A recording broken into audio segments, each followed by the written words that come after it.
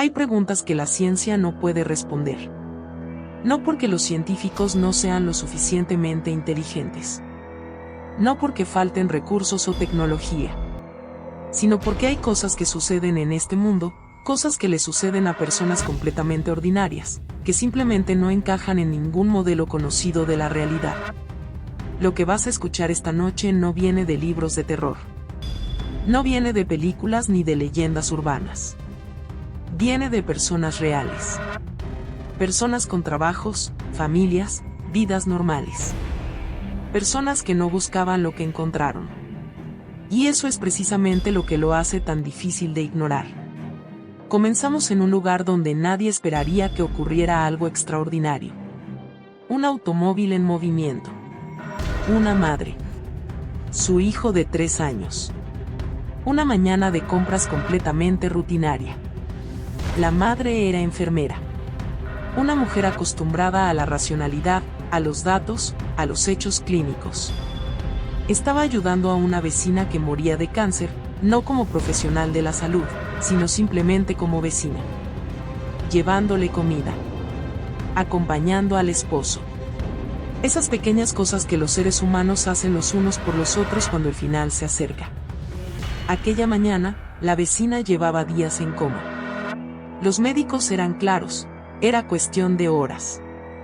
Alrededor de las 9 de la mañana, la enfermera llamó al esposo para preguntar si necesitaba algo del supermercado.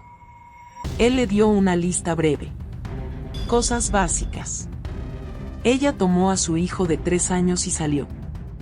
Estaban en el auto, camino al supermercado, cuando ella empezó a pensar en algo que la incomodaba. Si debería o no llevar al niño al interior de esa casa. Un niño tan pequeño, en un ambiente tan pesado. Decidió explicarle, con las palabras más suaves que pudo encontrar, lo que estaba pasando. Le dijo que la señora no estaba simplemente dormida. Que estaba en coma. Que probablemente no iba a despertar. No terminó de hablar. Su hijo de 3 años la interrumpió. Mamá. Ya está muerta. Ella lo corrigió con calma. Le dijo que no, que aún no, pero que sucedería pronto. El niño no vaciló. Mamá. Está muerta. No con miedo. No con dramatismo. Con la misma certeza con que un niño diría que afuera está lloviendo. Llegaron a la casa alrededor de las 10 de la mañana. Tocaron el timbre. Quien abrió la puerta fue la enfermera de cuidados paliativos que estaba de turno. Y antes de que la madre pudiera decir por qué estaba ahí, la enfermera le informó que la vecina había fallecido. Hacía aproximadamente media hora. Alrededor de las 9:30 de la mañana. Cuando la madre volvió al auto con su hijo, cuando el silencio por fin le dio espacio para procesar lo que acababa de ocurrir, le preguntó algo. Le preguntó cómo había sabido. El niño respondió sin titubear. Dijo que Tony le había dicho. Ella no conocía a ningún Tony relacionado con esa familia. Le preguntó quién era Tony. El niño describió a un niño pequeño. Aproximadamente 1 año de edad. Que estaba en la misma casa que la señora.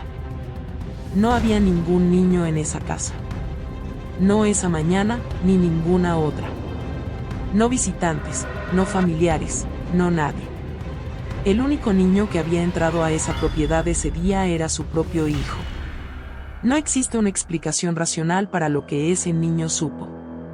Y eso es exactamente lo que hace que esta historia sea solo el comienzo. Porque lo que acabas de escuchar no es un caso aislado.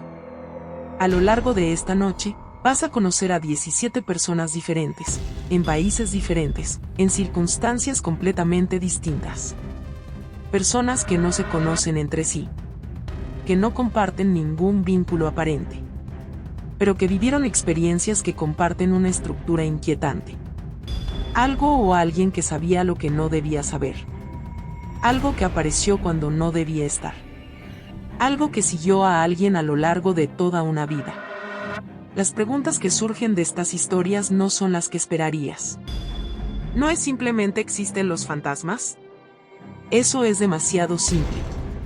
la pregunta real es más perturbadora. ¿Por qué a estas personas? ¿Por qué en estos momentos? ¿Y qué significa que tantas personas, en tantos lugares, describan experiencias tan similares con tanta precisión? Pasemos ahora a mayo de 2023. A un adolescente de 16 años que vive en una zona horaria de montaña de los Estados Unidos. Era de madrugada. Alrededor de las 2:30 de la mañana. Se despertó sin saber por qué y miró hacia el pasillo desde su cama. Había una figura ahí parada. Se parecía a su padre. Y como su padre solía levantarse de noche con frecuencia, el chico no sintió alarma. Solo le dijo hola. La figura desapareció en el acto. Él lo dejó pasar. Puso vaselina en sus labios, como tenía por hábito, y se volvió a dormir. 5 horas después, su madre recibía una llamada telefónica. Su abuelo paterno había muerto. Había fallecido en Ohio, 32 horas en auto desde donde vivía la familia. Según el médico forense, el hombre se había levantado a las 4:30 de la mañana, hora del este, fue al baño del piso de abajo, y sufrió un ataque masivo al corazón mientras se incorporaba. 4:30 de la mañana, hora del este.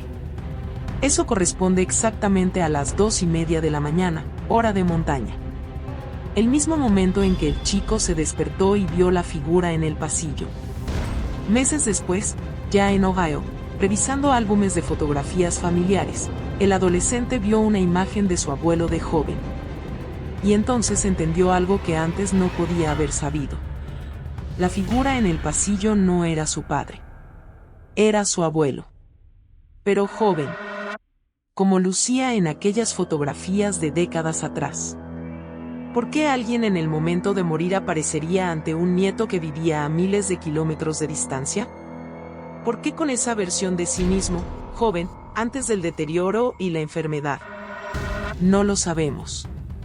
Pero este patrón, el de la aparición en el momento exacto de la muerte, ha sido documentado en culturas y siglos tan distintos que es imposible ignorarlo como simple coincidencia. Sigamos. Porque las siguientes historias cambian algo en la naturaleza de lo que estamos explorando. Hasta ahora hemos hablado de apariciones puntuales. Momentos únicos. Pero hay personas para quienes esto no es un evento singular. Para quienes la presencia paranormal no es algo que vino y se fue, sino algo que nunca se ha ido. Desde que tiene memoria, esta persona ha sido seguida. Su madre lo describía desde que era un bebé. Un hombre alto, oscuro, con ojos rojos, que aparecía en distintos rincones de la casa. En los espejos, en los marcos de las puertas. Y cuando la familia se mudaba, porque se mudaron varias veces, la figura siempre volvía a aparecer. Armarios que amanecían abiertos sin explicación. Objetos que desaparecían y reaparecían en lugares imposibles. Electrodomésticos, especialmente microondas, que dejaban de funcionar de un día para otro aunque fueran nuevos. Sus padres describían ser jalados de la cama mientras dormían. Arañazos en la piel que no recordaban haberse hecho. Pesadillas de las que despertaban con la sensación de que algo aún estaba en la habitación. Su hermano, cuando fue suficientemente mayor para hablar del tema sin haber sido influenciado por los relatos de los padres, describió al mismo hombre alto con los mismos ojos. Luego comenzó la adolescencia. Y la figura, aparentemente, comenzó a expandirse. Cuando esta persona pasaba la noche en casa de amigos o familiares, esas personas reportaban días después haber sido aterrorizadas. Objetos moviéndose. Figuras oscuras. Voces. Esto ocurrió con personas profundamente religiosas. Personas que habían purificado sus hogares con rituales y bendiciones. A quienes nada de eso les funcionó. Algunas relaciones personales terminaron a causa de esto. Personas tan asustadas que prefirieron alejarse por completo antes que seguir viviendo lo que ocurría en presencia de alguien a quien esa entidad acompañaba. Y lo más perturbador de todo, esta persona nunca ha sido atacada directamente. La entidad observa. Es a los demás a quienes persigue, a quienes arañas y aterroriza. La pareja de esta persona, que vive a más de media hora de distancia, comenzó a experimentar los mismos fenómenos. Arañazos. Moretones. Imágenes religiosas cayendo de las paredes. Susurros agresivos. Pesadillas recurrentes. La casa de la pareja había sido bendecida repetidamente. La persona misma había sido sometida a rituales de limpieza. Nada funcionaba. ¿Qué es esta entidad? ¿Por qué eligió a esta persona? ¿Y por qué nunca la daña directamente, sino que ataca a quienes ama? Esas preguntas no tienen respuesta esta noche. Pero lo que sí existe es el testimonio consistente de decenas de personas a lo largo de décadas. Personas que no tenían razón para mentir, y que describieron lo mismo. Cambiemos ahora de escenario. Dejamos atrás las entidades que siguen, y nos adentramos en algo diferente. En algo que se ha documentado en todo el mundo durante siglos, y que la ciencia todavía no puede explicar de manera satisfactoria. El Doble. Una isla en el sur de Inglaterra. Una casa antigua con habitaciones que parecían haber sido añadidas sin plan. Una cama compartida entre dos primas, de extremo a extremo porque apenas cabían. Dos niñas charlando hasta quedarse dormidas, como hacen las niñas de esa edad.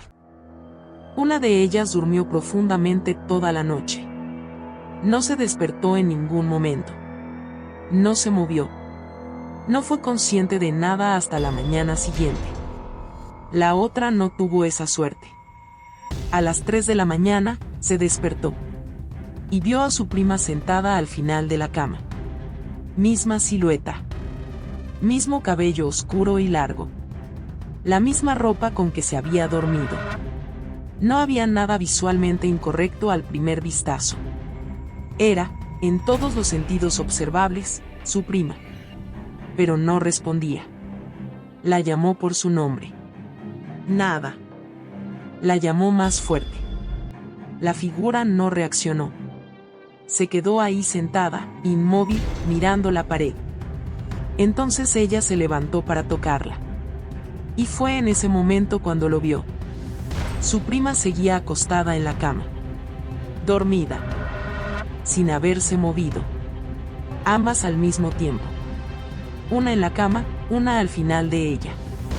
La que estaba despierta se metió bajo las cobijas y no se movió hasta que llegó la luz del día. Y cuando por fin habló del tema, años después, su relato nunca cambió en ningún detalle. El fenómeno del doppelganger, la aparición de una copia exacta de una persona viva, ha sido registrado en culturas que van desde la antigua Grecia hasta el folclore escandinavo y los registros medievales europeos. No como una curiosidad literaria, sino como una experiencia vivida por personas reales que describían exactamente esto, verse a sí mismos, o que alguien más los viera, en un lugar donde físicamente no estaban. Y sin embargo, la prima que dormía no tenía ningún recuerdo. Ninguna sensación. Ningún sueño. ¿Quién o qué estaba sentado al final de esa cama? Abandonamos las casas y los dormitorios por un momento.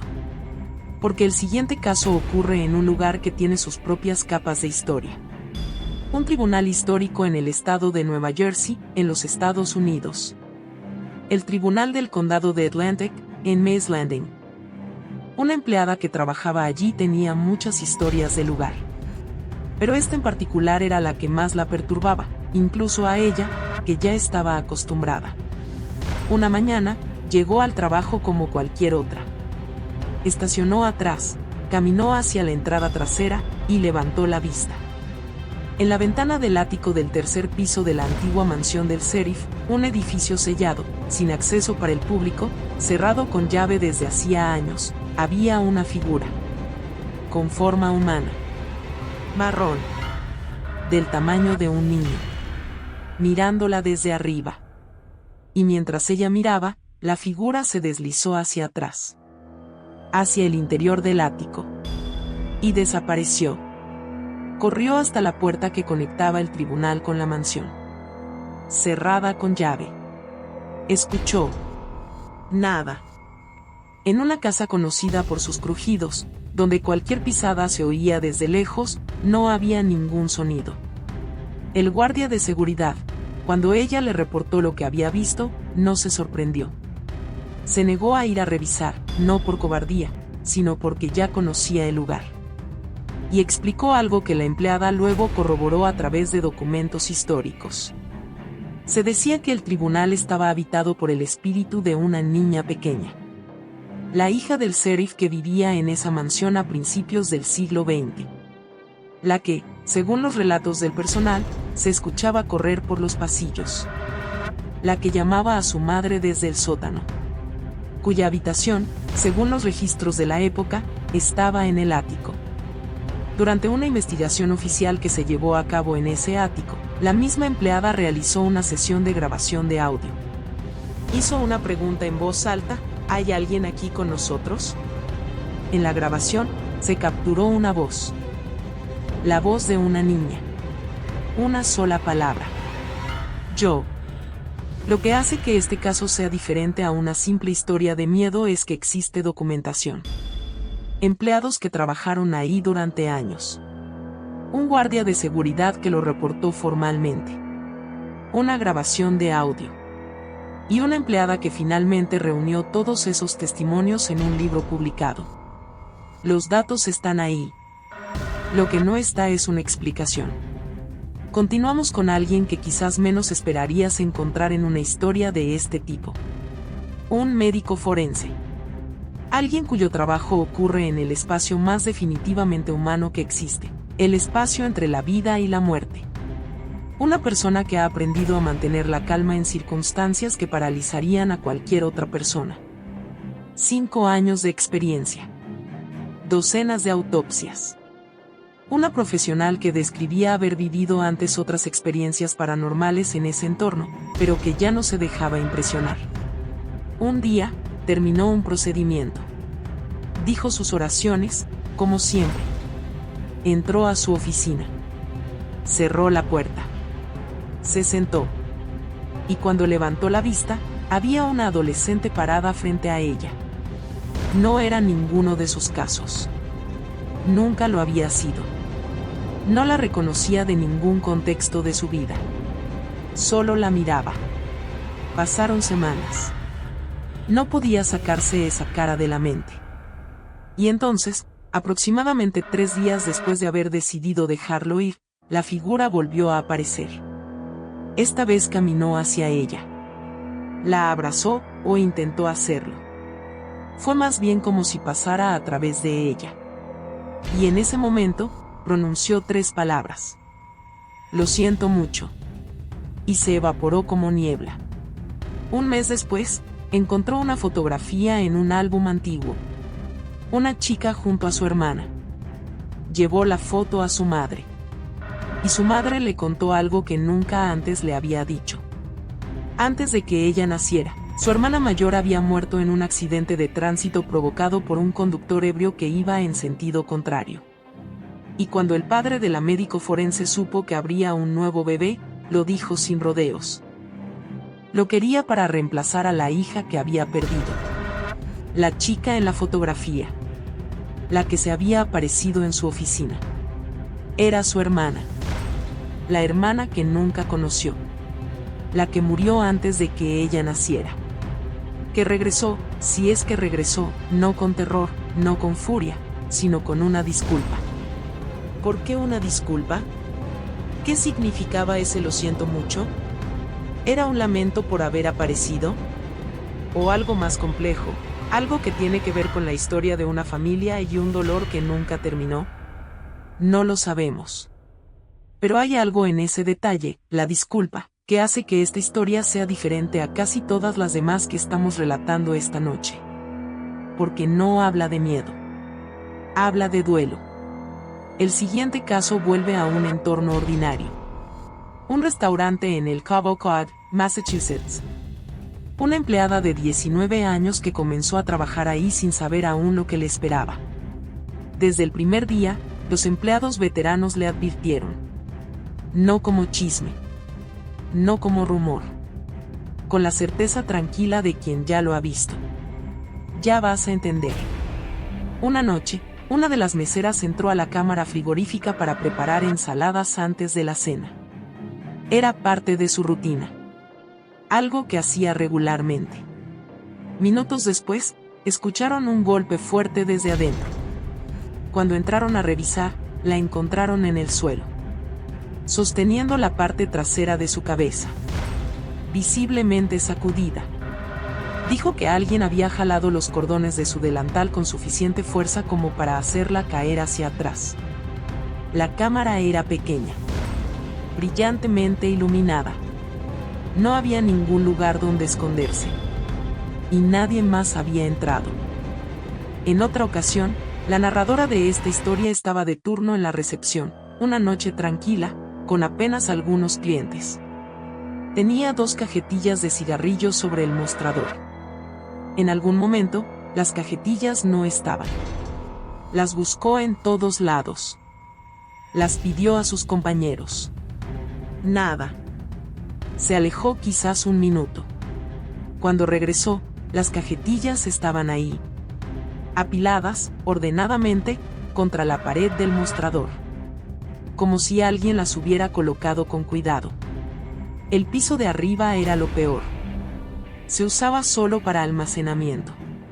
Y en teoría debía estar completamente vacío durante las noches. Pero los pasos eran constantes.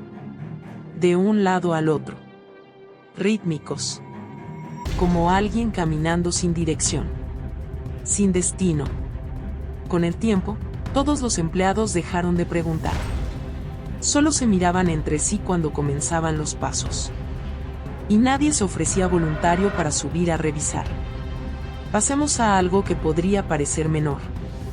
Una noche en un centro comercial. Una experiencia de 30 segundos que no debería haber podido ocurrir. Una joven caminaba con su hermana por el interior de un centro comercial concurrido. Pasaron por una de esas zonas de descanso con sofás y mesas pequeñas.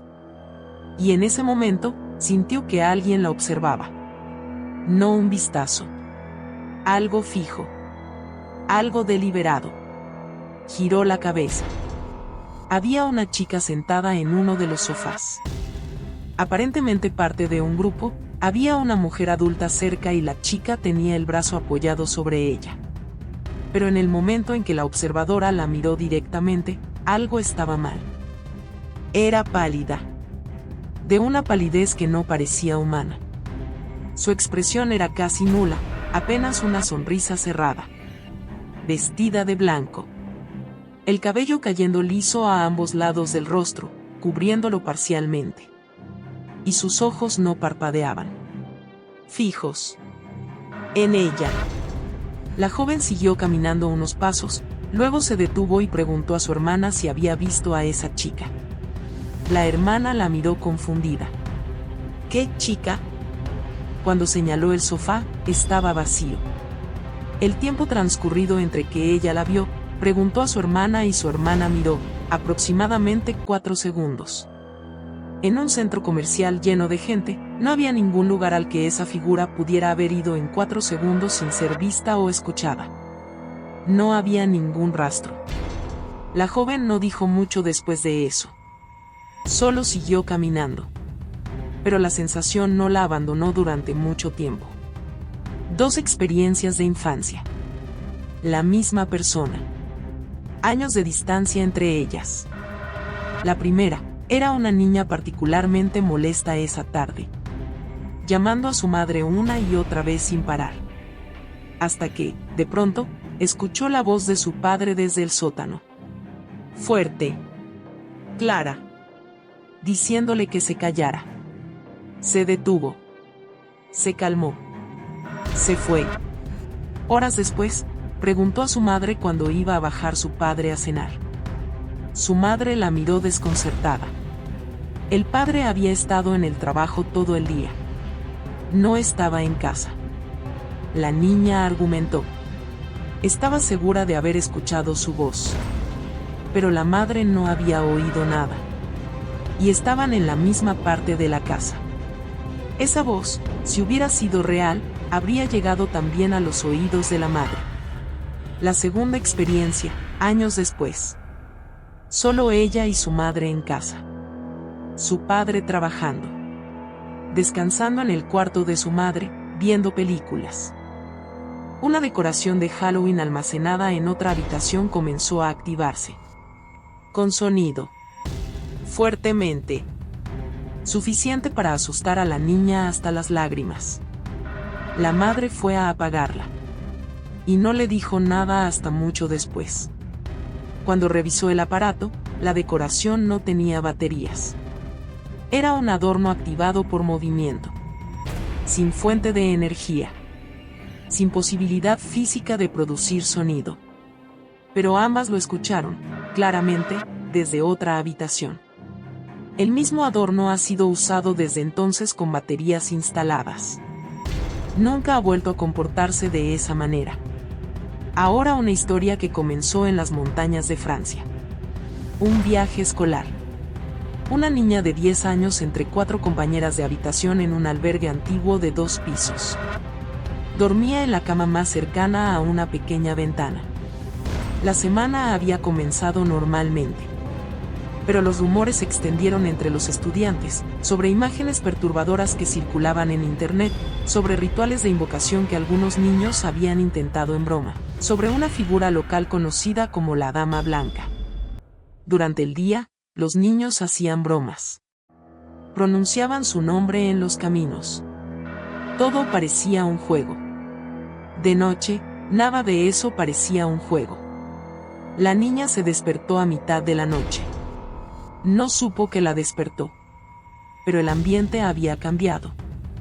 Los sonidos que normalmente llenaban la noche, los encerros del ganado, los insectos, habían desaparecido. El silencio era anormal. Y junto a la ventana, había algo. Primero una forma vaga, como si la luz de la luna intentara tomar figura. Luego, más definida. Una mujer. De blanco.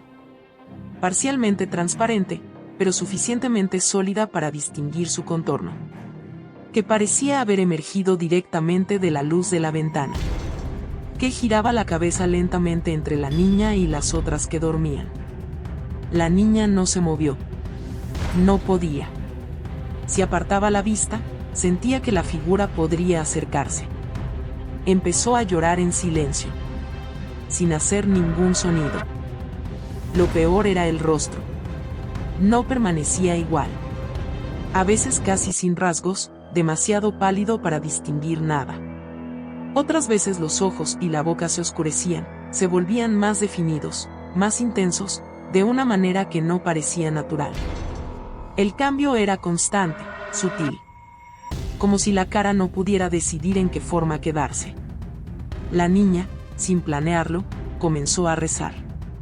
No era religiosa. Pero era lo único que podía hacer. Repetía que quería irse a casa. Que había sido buena. Que no quería que nada le pasara a ella ni a las otras niñas.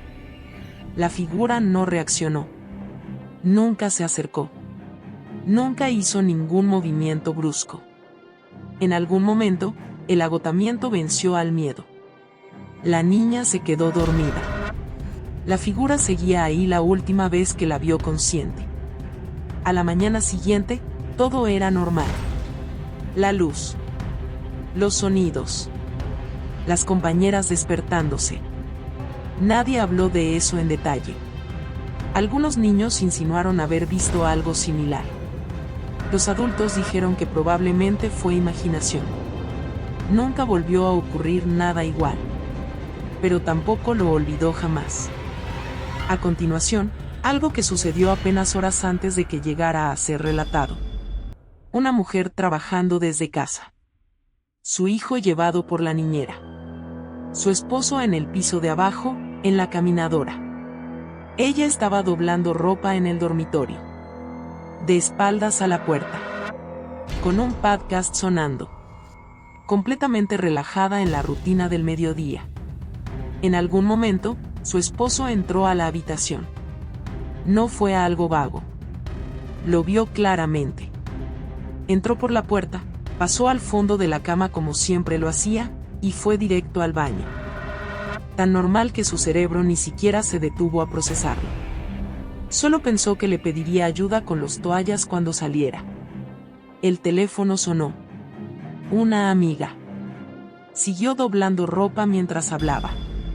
Unos minutos después, cayó en cuenta, él llevaba mucho tiempo en el baño. Entró a revisar.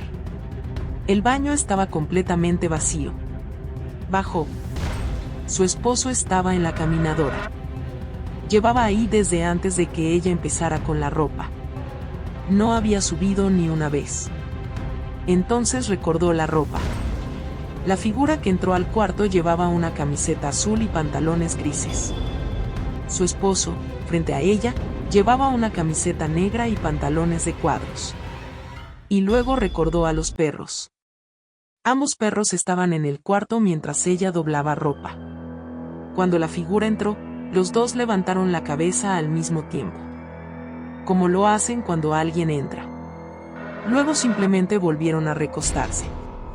No ladraron. No se agitaron. Como si lo que habían visto fuera algo que ya conocían. 11 años. Una habitación compartida con su hermana. Una noche en que la hermana dormía en casa de una amiga. Se despertó alrededor de las 2 de la mañana. Completamente alerta. La habitación oscura. Y cuando sus ojos se adaptaron, miró hacia la cama de su hermana. Había algo ahí. Con forma humana. Estirado boca arriba exactamente donde dormiría su hermana.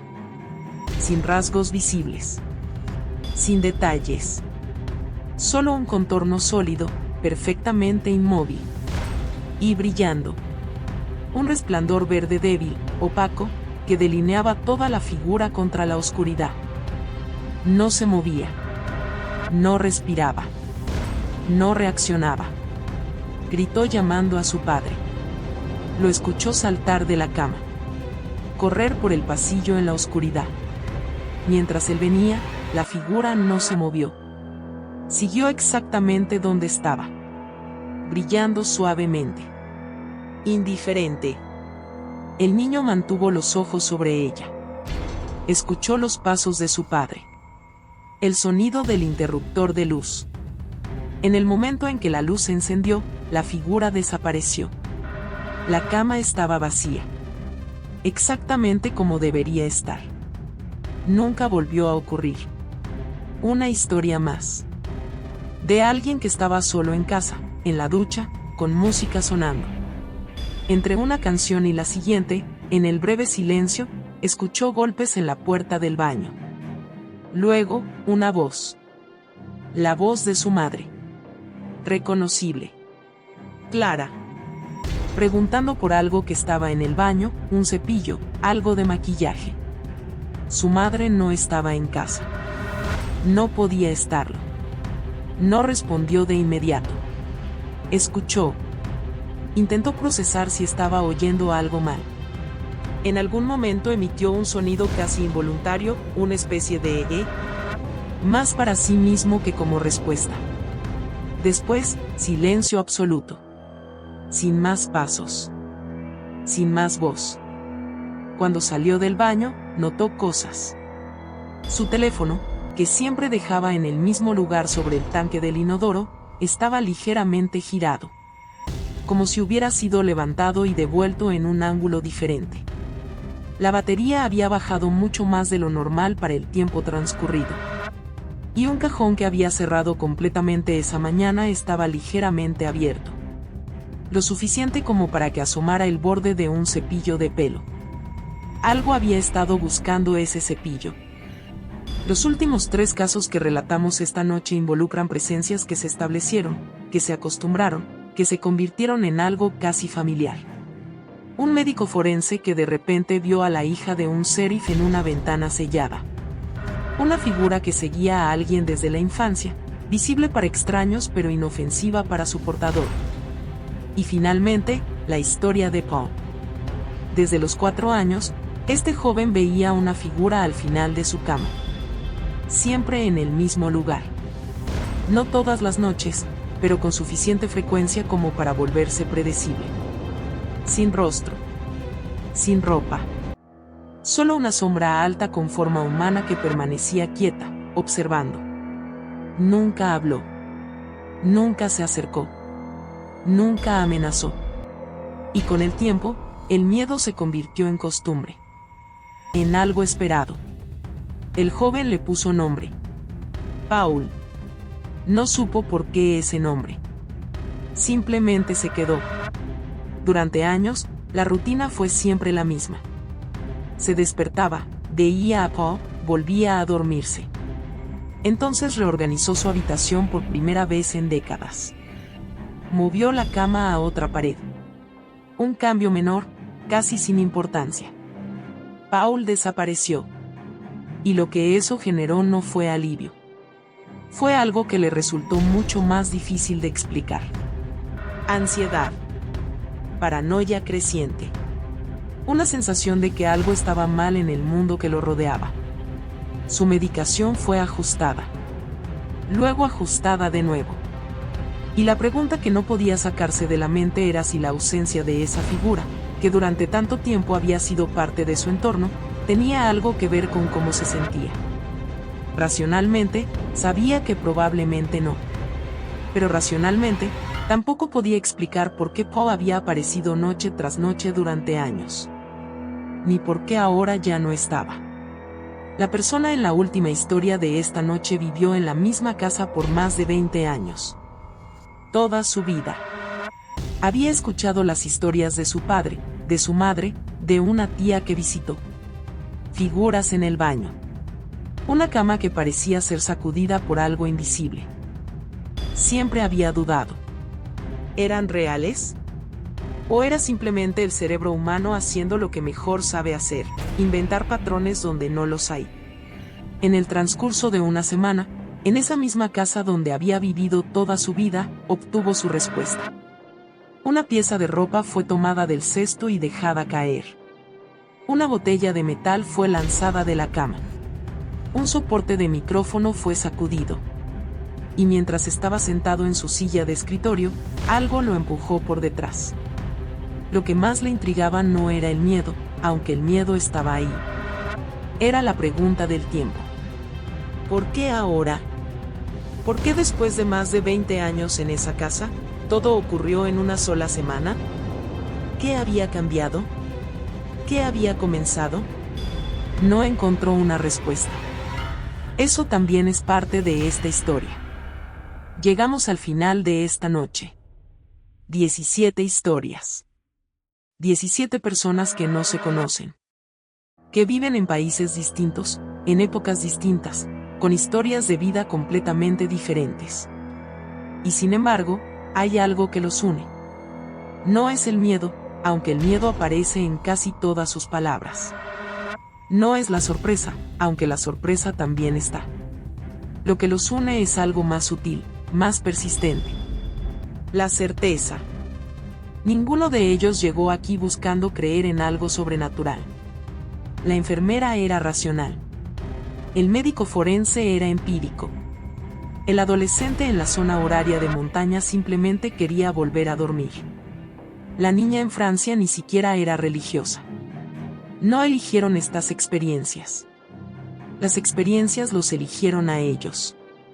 Y lo más inquietante de todo, lo que queda resonando mucho después de que se apagan las luces, no es la pregunta de si los fantasmas existen. Es una pregunta más íntima, más personal. ¿Qué pasa si hay cosas en este mundo que existen completamente al margen de lo que decidamos creer sobre ellas?